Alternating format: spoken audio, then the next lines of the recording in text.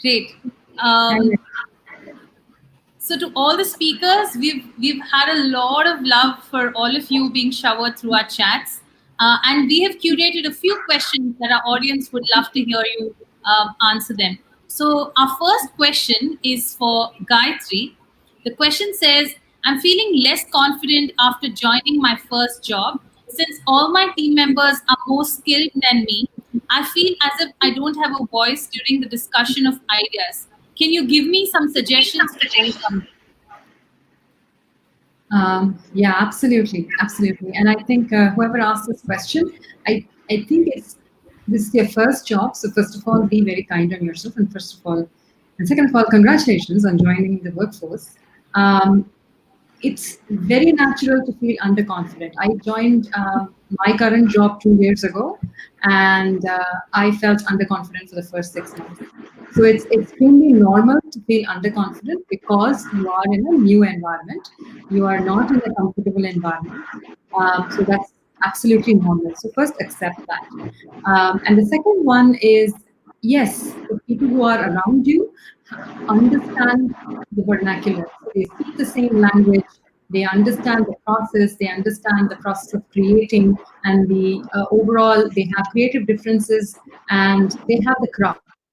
So how do you become with your voice? How do you start? Is you start from the place of your craft.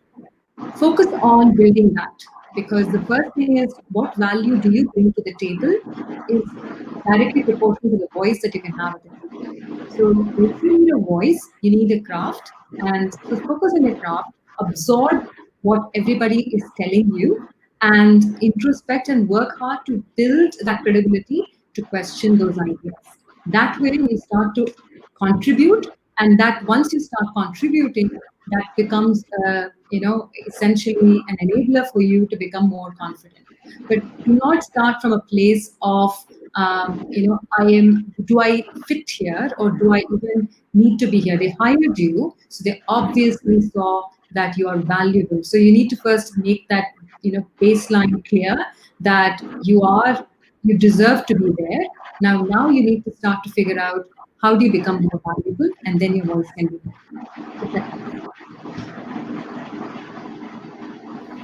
Thank you, Gayatri. The next question we have is for Payal. Payal, we are asked, what if I know that an idea is good, but my superiors don't approve of it? How to take charge in that case, and how to convince them yet not upset them? That's a truly wonderful question, and thank you so much for sending that across my way. Um, in fact, this question, whoever has asked it, it actually reminds me of years back. I think it was the year of 2000 or something, when I had joined the workforce in corporate America, and everything was great about my job except my boss. So everything that I learned there on really helped me. When you have good ideas, when you have something that you are great at, and your superiors, your boss really don't approve of it, stop taking that easy way out, of jumping jobs and changing bosses and everything. In fact, just like I said in my talk, that it's really all about your leadership and your leadership mindset. So, in fact, there are five ways that you can build that rapport with your boss. You can build that connection and move ahead. Number one is find ways to connect and build a rapport with your boss, because many a times when we don't have that connection, we are only communicating with them, we don't have that connection. That's where I feel that the lag comes. So find ways to connect with them, find ways to work more better with them. Number two, I would say, develop your influence.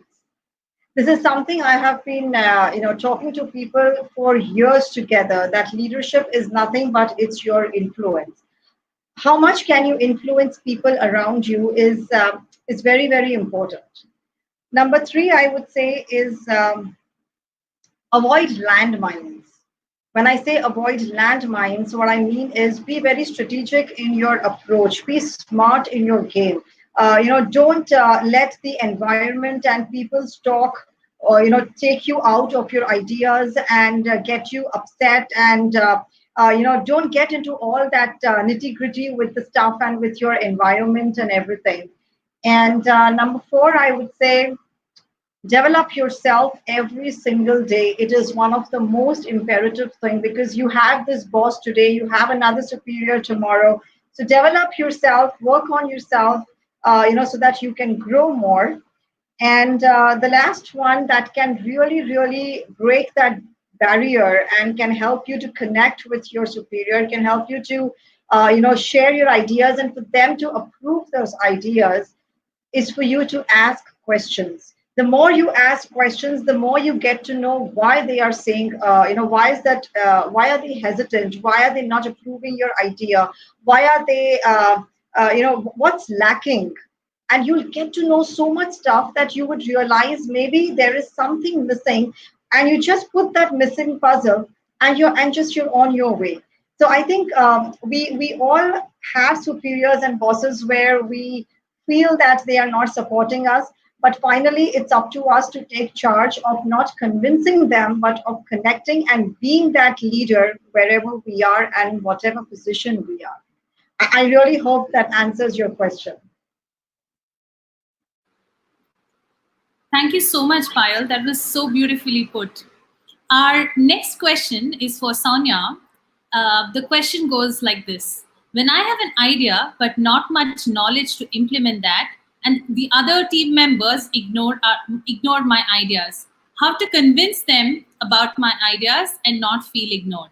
I think there's a similar theme coming from most of our audience. So yeah, Sonia, I'll let you answer this. Yeah, so I will break this question into three parts. Whoever's addressed that, was asked this question. The first thing that because you feel that you do not have enough knowledge, so your team members are ignoring you and not treating you well enough. Now, enoughness has to do a lot with what you feel. It is about you and your attitude and your consistency in ensuring that. So, what happens when I'm certain about something? My attitude will be uplifting, will be empowering, will be confident. But when I feel that I'm uncertain, my attitude will be soft, my body language will be slouchy, I will not be connecting with people outward in a confident manner. Because you feel that you do not have enough knowledge, the first thing that you can do is, of course, ensure you gather more knowledge. Apart from ensuring that you do your own research, how can you build a relationship with your team? What is visible is that you also right now do not have a camaraderie with your team.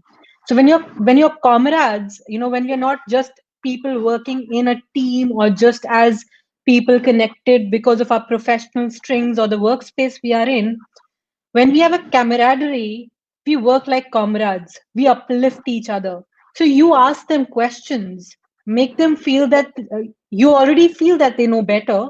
So why don't you ask them questions? Go to them, make them your go-to person, ask them questions, take ownership. That I feel that I want to contribute by doing so and so. This is what I feel we can do, but I need more ideas, more information. Could you help me with them? Could you help me with it? Make somebody in your team a mentor who's experienced a little more, who can guide you better. That way, you also build a relationship with them. Tell them that you also build trust. You also position them better that, yes, this person is giving me enough respect and is seeking information. I would love to help. And talk well about your team. uh, ensure first things first is, yes, of course, build a relationship, build that camaraderie, take ownership, research more, get more knowledge, feel more confident, bring an attitude of certainty that even if you do not know certain things, it's all right. Nobody knows everything. Not even me, nobody else, nobody in the world knows everything. We all need people by our side. We need people who are complementing our skill sets. So it's all right if you don't have enough knowledge. You will gather it with experience. So gather it, make more friends in the team, create that relationship, build that confidence in your body language, create that consistency and certainty, and ensure you have that right attitude, and do not and keep yourself away from the thought that you're feeling ignored. Nobody's ignoring you. It's us. When we feel that I am not good enough, we start feeling that I'm being ignored, or people are talking behind my back, and so many other things. The conspiracy theories start popping in when we do not function from our own enoughness. So that's my answer. I'll be happy to take this offline also. If you need more guidance, more suggestions, happy to take it up. But yeah, that's from my side. Thank you, And I Sonia. hope I addressed it. Yes, I think though the questions and the theme was so similar, I really loved how each of you gave your own perspective and added value to each other's answers. So thank you all for that. So next up, we're going to do it slightly differently now. We have a question and we leave it to you upon who wants to answer this.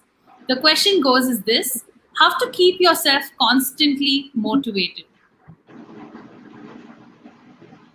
I can go. Sure. You okay? Yeah. So I think it works if it's yourself as in myself. I'm just curious and I get bored very easily. So if I try new things, I get motivated. And validation works, right? Essentially, I also seek validation from people whom I admire and whom I treat as mentors. So when I get a pat on the back, that's motivating. I love that. When I'm able to learn something new, that is motivating. So I love that. So just as you asked, this is how do I keep myself motivated? This is how I keep myself motivated, which essentially means this has also not been constant. So at different stages in my life, different things were more important. So as you know, in an earlier career, it was all about the validation and acceptance and growth. And slightly later was all about validations continues to stay, but then you all start to see how little you know. So the knowing and the learning becomes its own motivation, and that journey continues. So just as in your own journey, you will realize that what continues to motivate you might change, but it's essentially the hunger that you want to make an impact and bring value. Because trust me, it's not fun to, I would rather sit on a beach and have fun, but I don't do that. I sit 10 hours, 12 hours a day and take time out of my family and work. So there must be something crazy enough inside to want to bring impact. So I think that's the fundamental motivation, but everything else is an enabler of that motivation. So you will find yours, and don't expect it to stay constant. And it's okay to say that I did this because my mom said you did a great job. That's also okay. So whatever works for you is the motivation. Absolutely. Can't be enough, actually. So true. So, I want to ask another question in similar lines. Any of you can please take it up. How to come out of your comfort zone and be successful? I can take that up, Lakshya. Sure. So, because I love that question, and I had spoken about it during the talk also, that it's all about the, how we shape up our own comfort zone. What works best is, if you have a goal, a clear vision. And for years together, I have been coaching people on creating their vision, on knowing their purpose, and on being very, very clear about the goal. Because this is one place where I have found that, in these 21 years of working with people, uh, the one thing that really helps you to come out of your comfort zone, of moving yourself ahead, of separating yourself from the average and becoming exceptional, is the fundamental of having a very clear goal, a purpose, a blueprint ready for yourself. And in that aspect, I would say, when you know where, in which direction you are heading to, it becomes a pulling factor. You're not going to be motivated from the outside environment as much as you're going to be inspired from within, to pull yourself. It's not going to be a push, rather it's going to be a pull that keeps you going on every day. It just does not let you stay stagnant and doesn't get you stuck in the rut. So I think just having that clear vision, having that goal, knowing how to frame a goal, it's so imperative. Thank you, Payal. I think the next question I have is we'll have Sonia take it up, and I don't have this in slide, but it's how to deal with sexism at the workplace. Sonia, we'd love to hear your thoughts. Okay. So honestly, I as a person have been very vocal about what I feel, what my opinions are. Whenever I feel that there is an indication or there is a slight, honestly, being an entrepreneur and also being somebody who's strong-headed, it comes to me naturally to address things, but it may not be the same for everybody. It is a tough question for me to answer because I've always been very vocal about things. In fact, in my second job, when things went down south, I did take a stand because the person I was reporting to, who also was incidentally the CEO, uh, I just took the stand. That person was out of integrity. He asked me to leave the same day, and I took it up because I took a stand. And talking about sexism, uh, um, I haven't faced it, so I'm probably not the best person to be able to address it. But yes, all I tell people is that be vocal, and be strong headed. Be a person who can take a stand. Do not be submissive. It can be tough, it can be a long journey, but it would make you feel that yes, you had your voice, you took a stand, you were not just letting go because people wanted it to be that way. um, and again, I may not be the best person to address this because it's not something that I've experienced enough. So I would rather request somebody else in the panel to also take it up so that it is addressed better Sure, for all the members. sure. Yeah, I can try. Honestly, again, I think I don't know whether we do have that. There is a subtle differentiation at times. Especially, I've been in tech. I've been in tech all my life, and I would definitely see, you know, there are there are two ways, right? You can look at it two ways. Skill and tech, and being in tech is gender agnostic. But then there is a majority, and we need to acknowledge the majority. The majority of the workforce is men. And one of the things is how do you work with the majority, and how do you not let that get in your way. So that has been definitely a challenge all through. And the only way to essentially go past that is in the initial years, I just I don't acknowledge it at all. Meaning that you are as equal to the person that you're working with, and therefore talent is agnostic of gender. So if I'm better than you, I'm better than you. So I think that's how my approach has been. As I've gone through the years, I have noticed that you can also get this can also get to the other end, right? So there is a lot of diversity, and diversity sometimes can work against you. And you can say, oh, you are a diversity hire, for example. I have been asked that. And I've been asked that, I get asked that even today. Sometimes headhunters approach you and they say, there's an awesome opportunity. I loved your profile on LinkedIn, and this is for a diversity role. I'm like, don't say that, because that's not the compliment you think it is.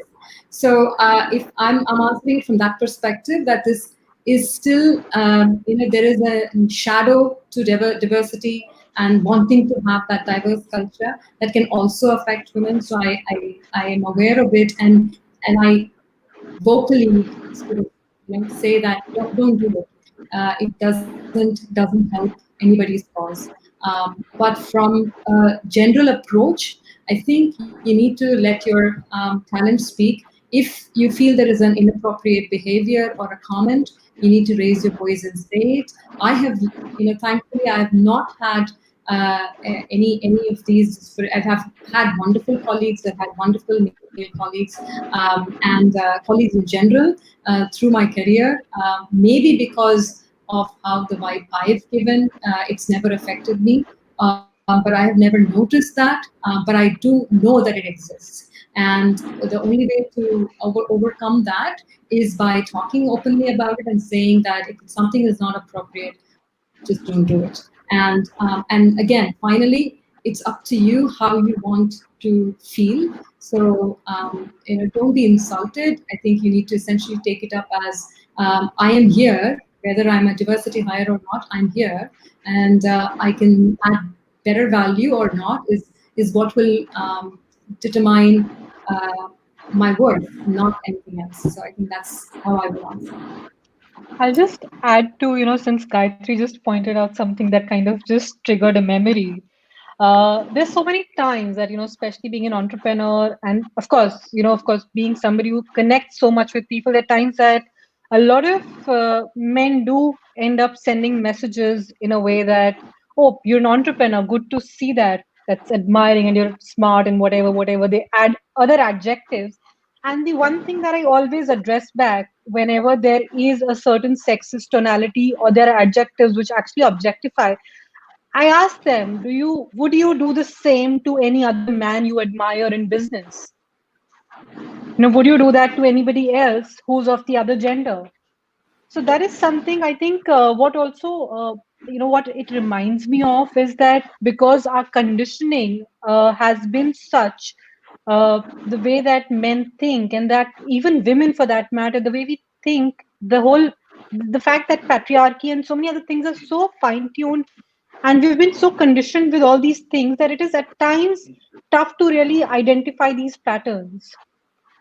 But if you're aware that somebody is addressing you in a manner which is not appropriate, I feel that it is important to at the same time nip it in the bud, address it right there and then, and make them aware that what they're saying or what they're mentioning or the way they're addressing you is not appropriate. And this must not continue, because unless we nip it in the bud, it will continue to manifest. So yeah, I think that is something that I've learned and did it on my own without having been told to do so. So that's only one thing that I got reminded of when Gayatri shared her part. So yeah, that's what I felt I should address and share.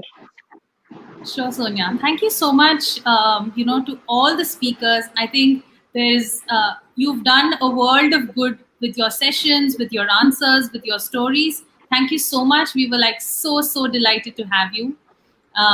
Thank you. Thank you. To all. Thank you.